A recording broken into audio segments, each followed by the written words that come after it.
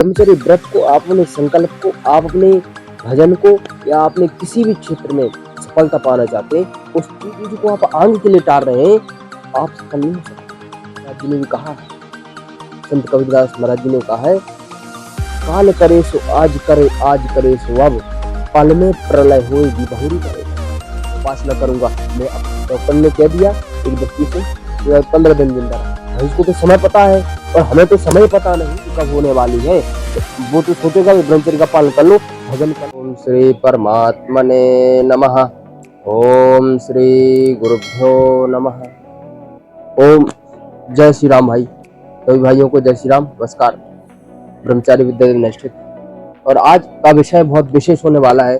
आज की हम इस वीडियो में हम आपको बताने वाले हैं कि यदि आप ब्रह्मचर्य पालन कर रहे हैं और यदि ब्रह्मचर्य पालन किया था या कर रहे हैं या करेंगे, तो इन तीनों स्थिति में, भूत भविष्य, भूत वर्तमान और भविष्य, इन तीनों स्थिति में आप अपने भजन को, अपने भाई कोई व्यक्ति होते ब्रह्मचर्य पालन तो कर रहे हैं मगर ब्रह्मचर्य पालन ठीक से नहीं हो पा रहा। वो क्यों नहीं हो पा रहा? क्योंकि वो अपने आप को, अपने संकल्प को, अपने लक्ष्य को आगे के लिए टालते जा रहे हैं, अपने भजन को, अपनी भाई बिना भजन के ब्रह्मचर्य पालन होता नहीं। सीधी बात, यदि आप अपने भजन को, यदि आप अपनी साधना को, यदि अपने ध्यान को, ब्रह्मचर्य के पालन को, तपस्या को आगे के लिए टाल रहे हैं, तो उससे आपको क्या क्या हानियां होती हैं वो हम आपको बताएंगे इस वीडियो में। देखते जाना भाई। यदि आप सोच रहे हैं कि भाई नहीं, मैं अब थोड़ी देर बाद शुरू करूंगा ब्रह्मचर्य का पालन, अभी से करके क्या करूं, शादी की बात करूंगा या फिर उस जन्म में करूंगा, ऐसे वैसे लोग सोचते हैं भाई। तो जो है, आप ब्रह्मचर्य पालन आज से ही संकल्प ले लें। यदि आप आगे के लिए टालेंगे, उससे आपको क्या क्या हानि होगी हम आप इस वीडियो में बताएंगे। तो यह व्यवहार का जो आकर्षण है, यह प्रयास करेगा कि आपका भजन रोक दिया, आपका भगवत चिंतन छूट जाए। इसका प्रयास रहता है कि आपका भगवत चिंतन छूट जाए। इसलिए धाम की कृपा से, गुरु चरण की कृपा से ऐसा दृढ़ अभ्यास कर ले कि हर परिस्थिति में प्रिया प्रियतम का चिंतन बना रहे। आपका हमेशा यह प्रयास रहना चाहिए कि हमारा परमात्मा का चिंतन बना रहे, परमात्मा का ध्यान बना रहे, अपने लक्ष्य के प्रति हम लगे रहे।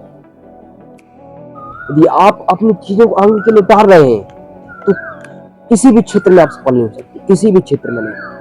ये ध्यान रखना, मेरी बात को एकदम ध्यान से सुन लेना भाई, बहुत विशेष वीडियो होने वाली। यदि आप अपने कार्य को, अपने लक्ष्य को, अपनी संकल्प को आगे के लिए टाल रहे हैं, तो आप जीवन में सफल नहीं हो सकते। यदि आपको सफल होना है, यदि आपको बड़ा बनना है, अमीर बनना है, अखंड प्रचंड ब्रह्मचारी बनना है, सिद्ध महात्मा, योगी, सन्यासी, परमात्मा के दर्शन करने, परम आनंद को प्राप्त करना है, सुखी रहना है, तो आपको अपने लक्ष्य को, आपको अपने संकल्पों को आगे के लिए टालना बंद करना पड़ेगा। तब जाके आप अपने लक्ष्य को, अपने सफलता को प्राप्त कर सकते हैं। यदि आप सोचोगे कि हम आगे के लिए टालते जाएंगे, तो आप दुखी रहेंगे। कैसी परिस्थिति, किसी परिस्थिति में हो, चाहे बरसात हो, भूख आदि तूफान, कैसी भी, सर्दी गर्मी, भूख प्यास, मान अपान, कैसी परिस्थिति हो, हर परिस्थिति में आप अपने संकल्प पर लगे रहिए, निरंतरता बनाते रहिए, निरंतरता बनी रहनी चाहिए। संकल्प यदि आपने लिया है, मैं ब्रह्मचर्य पालन करूंगा आज से, संकल्प पूरा दृढ़ता से 4 बजे उठ करके पूरी दिनचर्या का पालन करना, तब जाके आप अपने लक्ष्य को प्राप्त कर पाएंगे। तो कोई भी परिस्थिति, चाहे वह सुखद हो या दुखद हो, हम परमात्मा से विमुख न हो पाए। श्याम परमात्मा बहुत दयालु, हमें यही अभ्यास करना चाहिए। इसी का नाम साधना है। हमारा साधना क्या है? ब्रह्मचर्य का साधना क्या है? इसी मनुष्य योनि में साधना क्या है? साधना यही है कि हमारे चिंतन परमात्मा का चिंतन बना रहे। अगर हम अभी सावधान नहीं हुए, तो भगवत चिंतन की तन्मयता को आगे के लिए टालते रहे, तो धीरे धीरे आगे हो जाएगा भजन।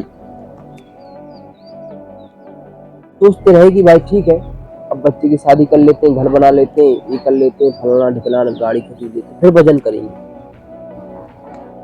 तो आप अपने ब्रह्मचर्य व्रत को, आप अपने संकल्प को, आप अपने भजन को या आपने किसी भी क्षेत्र में सफलता पाना चाहते हैं, उस चीज को आप आगे के लिए टाल रहे हैं, आप सफल नहीं हो सकते। कबीरदास महाराज जी ने भी कहा है, संत कबीरदास महाराज जी ने कहा है, काल करे सो आज करे, आज करे सो अब, पल में प्रलय होएगी बहुरी करे। पल में प्रलय हो जाएगी।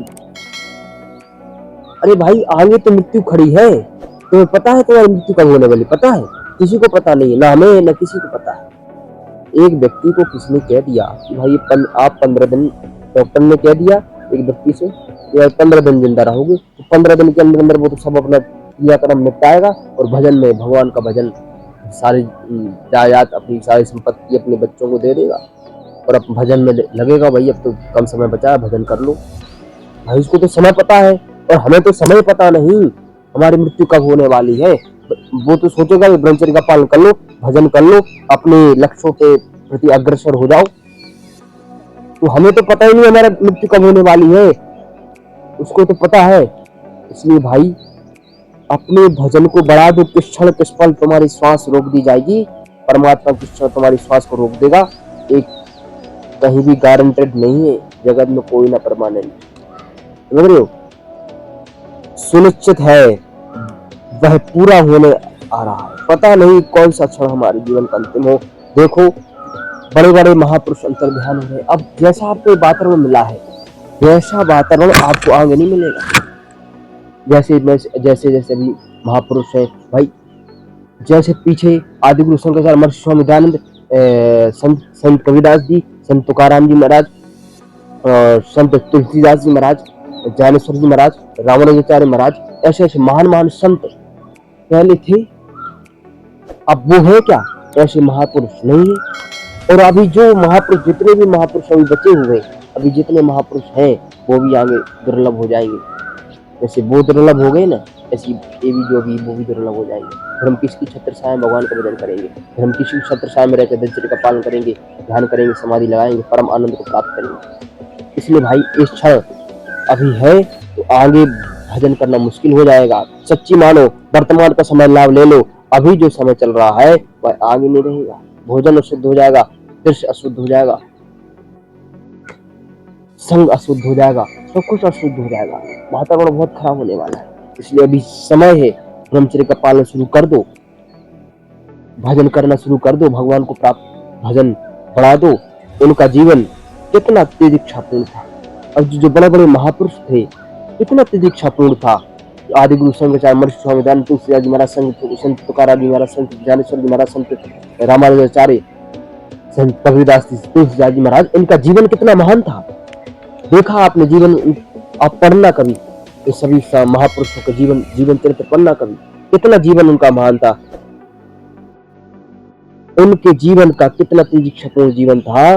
भगवान दो रहे थे कैसे वो प्रियतम परमात्मा का चिंतन करते हुए एक श्वास से उनको रिझाने का प्रयास करते थे। उनकी यही जीवन का उद्देश्य था कि मेरे एक एक श्वास से मैं भगवान का नाम जपूं और भगवान को मैं प्रसन्न करूं, भगवान मुझसे प्रसन्न हो जाए। उनका यही लक्ष्य होता था। और हमारी क्या स्थिति है? हम क्या है? हम तो अपने एकमात्र इंद्रिय मन को रिझाने में लगे हुए हैं। इंद्रियों को रिझा रहे हैं, भोग कर करके खा रहे हैं, उल्टा पुल्टा नॉनवेज उल्टी सीधी चीजें खा रहे हैं, नशा कर रहे हैं, इंद्रियों का भोग कर रहे हैं, भोग विलास में पड़े हुए हैं, गर्लफ्रेंड के चक्कर में पड़े हुए हैं। तो हम तो इन चीजों में पड़े हुए हैं। हम तो अपने मन को रिझाने में लगे हुए हैं। घर बन जाए, गाड़ी आ जाए, ये हो जाए, होना ढेका ये हो। मैं नहीं बोलता जरूरी है, मगर इनके साथ साथ सबसे ज्यादा जरूरी ये भजन। भाई सुविधाएं होना जरूरी है, पर भोग विलास में पड़े ना, भोग परमात्मा ने हमारी सभी, ऐसा मत सोची कि हमारा जन्म होता है तब भजन कर लेंगे, ऐसा पुनः पूर्व अंतर तो ऐसा शुद्ध आहार रहेगा ना, ऐसा शुद्ध संग जिसमें हम अंतर्मुख होकर निरंतर प्रियतम का चिंतन कर सकें। सावधान, अभी यह बहुत बढ़िया समय मिला है, नहीं तो बहुत घंटे समय आ रहे हैं, बहुत घाटे के समय आ रहे हैं। बड़े बड़े महापुरुषों का ध्यान होते जा रहे हैं, पछतावा की अलग कुछ नहीं मिलेगा भाई आपको। इसलिए धीरे धीरे सब संत दुर्लभ हो जा रहे हैं। अब वह समय आ रहा है जो भगवान श्री कृष्ण से उद्धव जी से कहा था कि उद्धव यह द्वारिका 7 दिन में डूब जाएगी, और हमारे यहाँ से अंतर ध्यान होते ही, मेरे यहाँ से अंतर ध्यान श्री कृष्ण जी उद्धव जी से कह रहे हैं कि उद्धव यह जो समय चल रहा है, यह जो समय है, अभी इसी समय भगवान का भजन कर ले, नहीं तो आगे जब मैं नहीं रहूंगा तब जब मैं अंतर्ध्यान हो जाऊंगा, तब ये 7 दिन के अंदर सारी बीमारी का डूब जाएगी। भगवान श्री कृष्ण ने उद्धव से बोला था और वैसा ही हुआ। इसलिए हे उद्धव, तुम यहाँ मत रहना, बद्री का आश्रम चले जाना। उद्धव जी से कहा था श्री कृष्ण भगवान ने।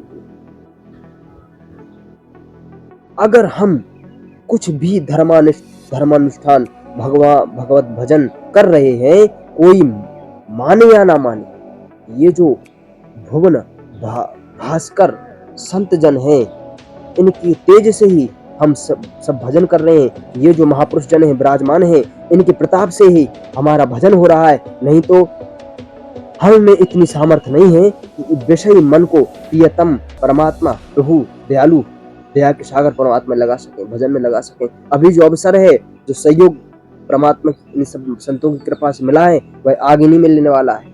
इसलिए सावधान होकर उसका लाभ ले लो, अन्यथा मन पछताई है।